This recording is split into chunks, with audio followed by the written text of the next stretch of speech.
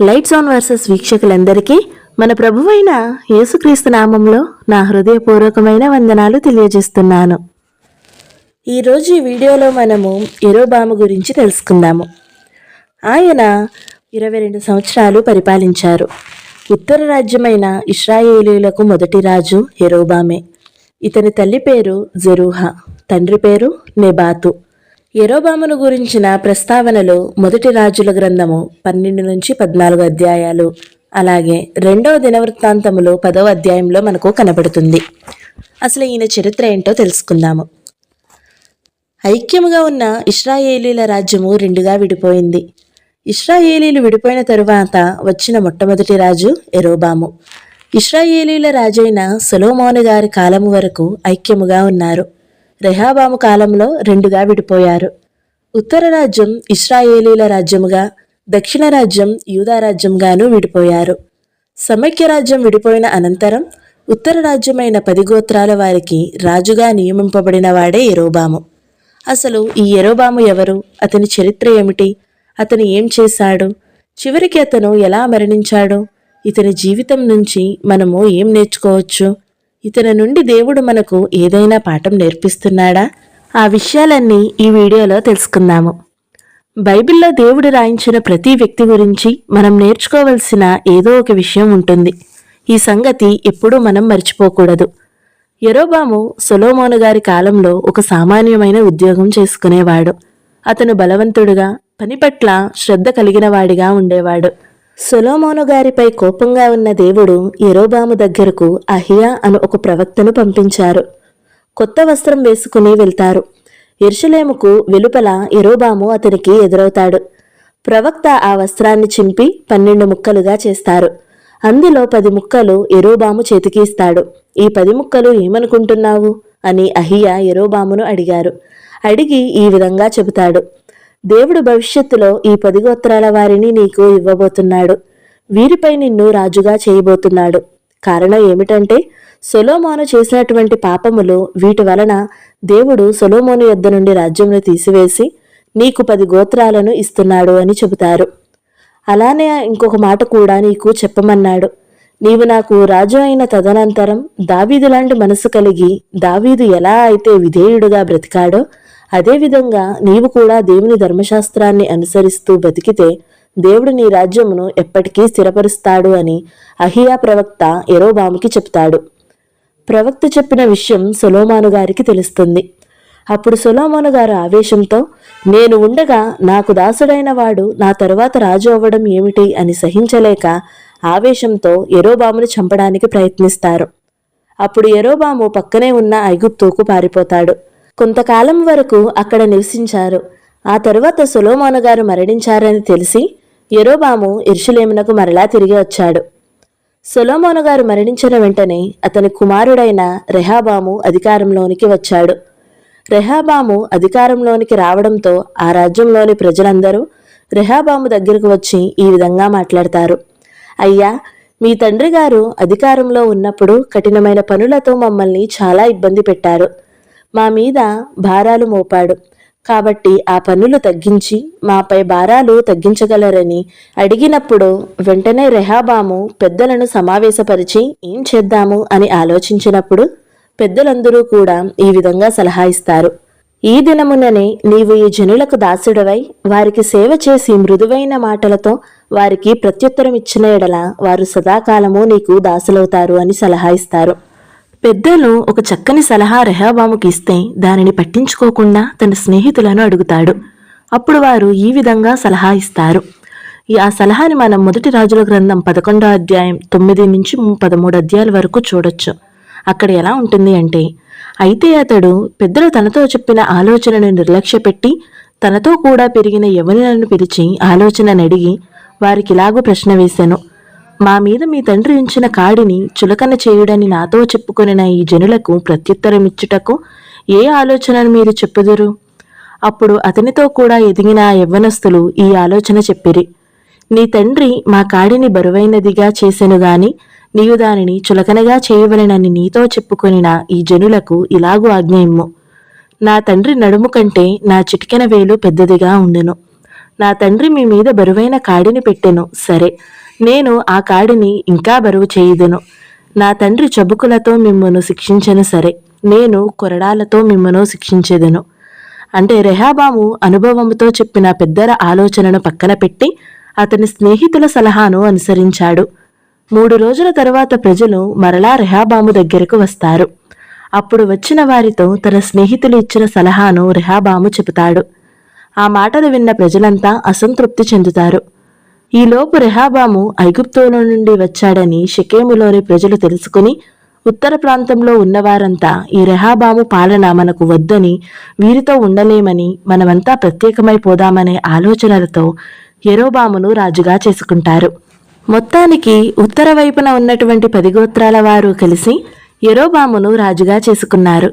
అప్పటి నుండి దక్షిణానికి రెహాబాము రాజు అయితే ఉత్తరానికి యెరోబాము రాజయ్యాడు. యెరోబాము పరిపాలన ప్రారంభమైంది. యెరోబాము ఎఫ్రాయిములో ఉన్నటువంటి షెకెములో ఒక పట్టణమును కట్టించి షెకెము పట్టణాన్ని రాజధానిగా చేసుకుని పాలన ప్రారంభించాడు. పరిపాలన ప్రారంభించిన కొద్ది రోజులకే ఇతనికి ఒక ఆలోచన కలిగింది. అది ఏంటంటే, యెరూషలేములో దేవాలయము ఉంది కదా, పండుగలప్పుడు, ఉత్సవాలప్పుడు లేదా ఆరాధనలకు ఇక్కడ నుండి ప్రజలు యెరూషలేముకు వెళ్ళిపోతే ప్రజలు మరలా తిరిగి నా యొద్దకు రాకుండా అక్కడే ఉండి మరలా నా మీద తిరుగుబాటు చేసి నన్ను చంపేసి రెహాబామును రాజుగా చేసుకుంటారేమో అనుకుని 2 బంగారు దూడలను చేయించి బేతేలులోని దానులో నిలవబెట్టించి ప్రజలందరితో ఈ విధంగా చెబుతాడు. ఇదిగో ప్రజలారా, యెరూషలేము మీకు చాలా దూరము. అంత దూరము మీరెందుకు వెళ్ళడం? మీకోసం బేతేలులోను దానులోను ఈ ప్రతిమలను నిలవబెట్టించాను. ఇవే మన పితరులను ఐగుప్తులో నుండి ఇక్కడికి నడిపించింది అని ప్రజలను తప్పుదారి పట్టించి ప్రజలను విగ్రహారాధన వైపు మళ్లిస్తాడు. ఇది ఇతను వేసిన మొట్టమొదటి తప్పటడుగు. యెహోవా దృష్టికి పాపముగాను, కోపము రప్పించినట్టుగాను ఉంటుంది. అంతటితో ఇది అయిపోలేదు.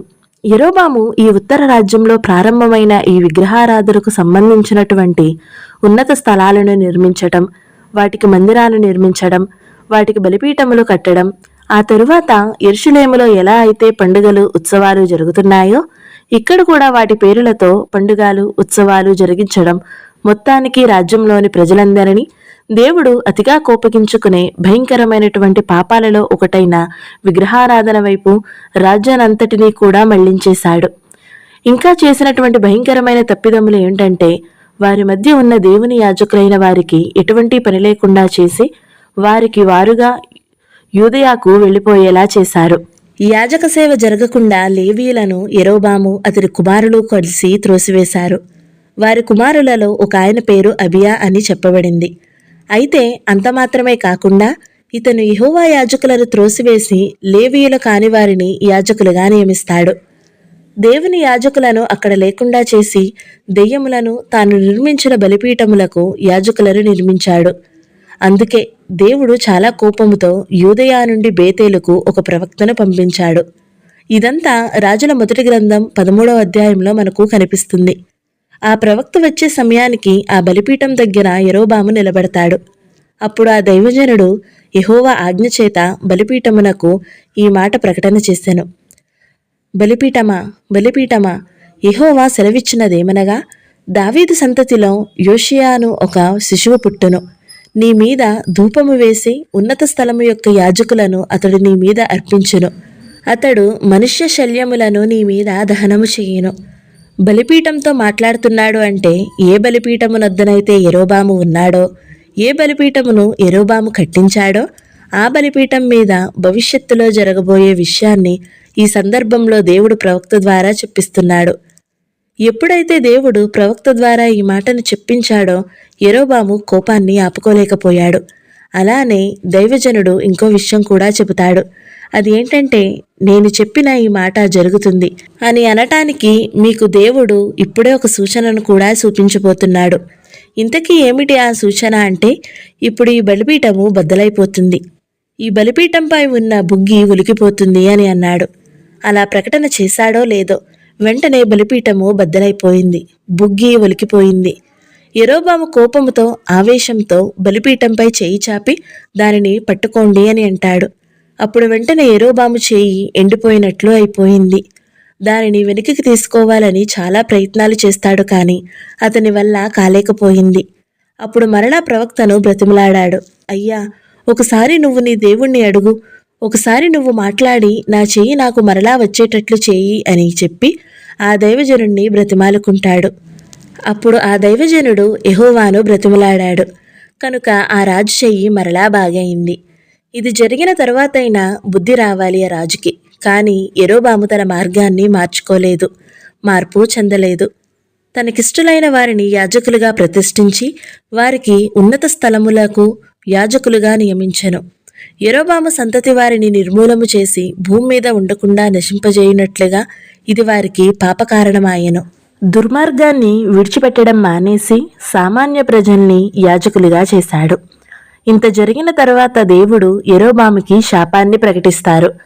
ఆ కాలంలో యెరోబాము కుమారుడైన అబియా కాయిలాగా పడగా ఆరోగ్యం పాడైపోయి మంచం పట్టాడు. అప్పుడు యెరోబాము తన భార్యతో, నువ్వు నా భార్యవి అనే సంగతి తెలియకుండా యూదయాలో ఒక ప్రవక్త ఉన్నాడు. ఆయన పేరు అహియా. ఆయన ఎవరో కాదు, నేను రాజునవుతాను అని చెప్పాడు. ఆయన చెప్పినట్లుగానే నేను రాజయ్యాను.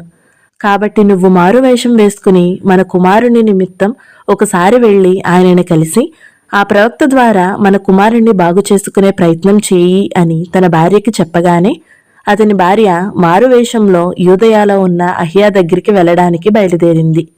ఇది చూసి దేవుడు అహియాతో ముందుగానే చెప్పారు, ఇదిగో అహియా, యెరోబాము భార్య మారువేషంలో వస్తుంది కనుక నేను నీకు ఏది చెప్తానో అది నువ్వు దాచుకోకుండా మొహమాటం లేకుండా ఆమెతో చెప్పు అని అన్నారు.